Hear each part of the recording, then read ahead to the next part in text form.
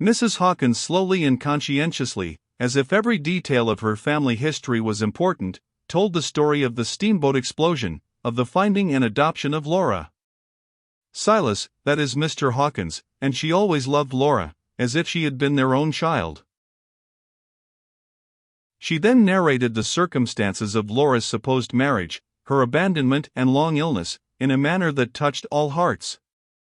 Laura had been a different woman since then. Cross-examined. At the time of first finding Laura on the steamboat, did she notice that Laura's mind was at all deranged? She couldn't say that she did. After the recovery of Laura from her long illness, did Mrs. Hawkins think there were any signs of insanity about her? Witness confessed that she did not think of it then. Redirect examination. But she was different after that? Oh, yes, sir. Washington Hawkins corroborated his mother's testimony as to Laura's connection with Colonel Selby. He was at Harding during the time of her living there with him.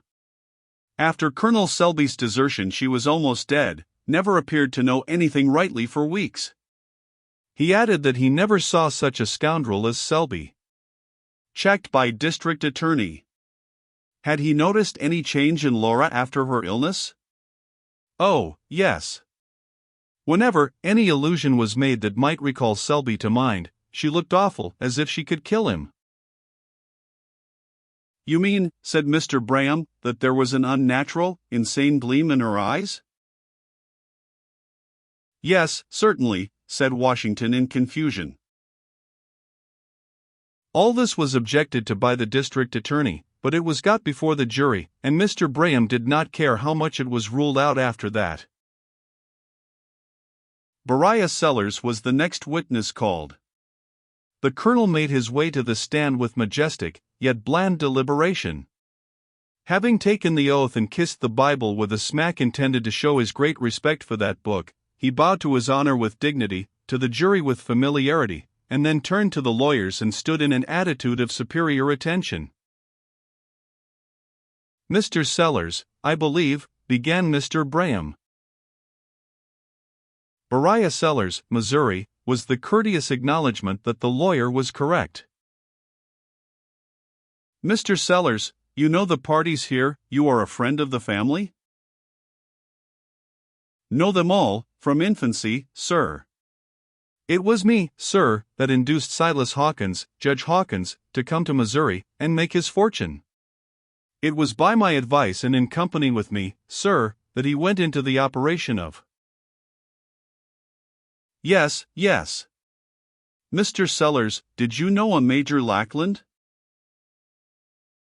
Knew him, well, sir, knew him and honored him, sir. He was one of the most remarkable men of our country, sir. A member of Congress. He was often at my mansion, sir, for weeks. He used to say to me, "Call Sellers, if you would go into politics, if I had you for a colleague, we should show Calhoun and Webster that the brain of the country didn't lie east of the Alleghenies." But I said, "Yes, yes. I believe Major Lackland is not living, Colonel?" There was an almost imperceptible sense of pleasure betrayed in the colonel's face at this prompt acknowledgment of his title. "Bless you, no. Died years ago, a miserable death, sir, a ruined man, a poor sot. He was suspected of selling his vote in Congress, and probably he did. The disgrace killed him. He was an outcast, sir, loathed by himself and by his constituents. And I think, sir." The judge. You will confine yourself, Colonel Sellers, to the questions of the counsel. Of course, Your Honor. This, continued the colonel in confidential explanation, was 20 years ago. I shouldn't have thought of referring to such a trifling circumstance now. If I remember rightly, sir. A bundle of letters was here handed to the witness. Do you recognize that handwriting? As if it was my own, sir. It's Major Lackland's. I was knowing to these letters when Judge Hawkins received them. The Colonel's memory was a little at fault here. Mr. Hawkins had never gone into details with him on this subject. He used to show them to me, and say, "Call, Sellers, you've a mind to untangle this sort of thing." Lord, how everything comes back to me. Laura was a little thing then. The judge and I were just laying our plans to buy the pilot knob, and... Colonel, one moment. Your Honor, we put these letters in evidence. The letters were a portion of the correspondence of Major Lackland with Silas Hawkins. Parts of them were missing and important letters were referred to that were not here. They related, as the reader knows, to Laura's father. Lackland had come upon the track of a man who was searching for a lost child in a Mississippi steamboat explosion years before. The man was lame in one leg, and appeared to be flitting from place to place. It seemed that Major Lackland got so close track of him that he was able to describe his personal appearance and learn his name. But the letter containing these particulars was lost. Once he heard of him at a hotel in Washington, but the man departed, leaving an empty trunk, the day before the Major went there. There was something very mysterious in all his movements. Colonel Sellers, continuing his testimony, said that he saw this lost letter, but could not now recall the name.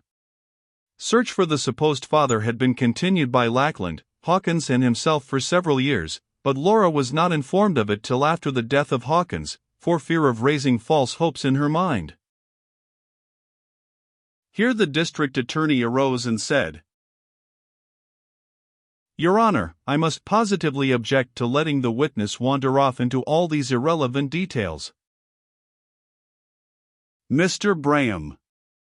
I submit, Your Honor, that we cannot be interrupted in this manner. We have suffered the state to have full swing. Now here is a witness, who has known the prisoner from infancy, and is competent to testify upon the one point vital to her safety. Evidently he is a gentleman of character, and his knowledge of the case cannot be shut out without increasing the aspect of persecution which the state's attitude towards the prisoner already has assumed. The wrangle continued, waxing hotter and hotter. The colonel, seeing the attention of the counsel and court entirely withdrawn from him, thought he perceived here his opportunity. Turning and beaming upon the jury, he began simply to talk, but as the grandeur of his position grew upon him, his talk broadened unconsciously into an oratorical vein. You see how she was situated, gentlemen, poor child, it might have broken her heart to let her mind get to running on such a thing as that. You see, from what we could make out, her father was lame in the left leg and had a deep scar on his left forehead. And so ever since the day she found out she had another father, she never could run across a lame stranger without being taken all over with a shiver, and almost fainting where she stood. And the next minute she would go right after that man.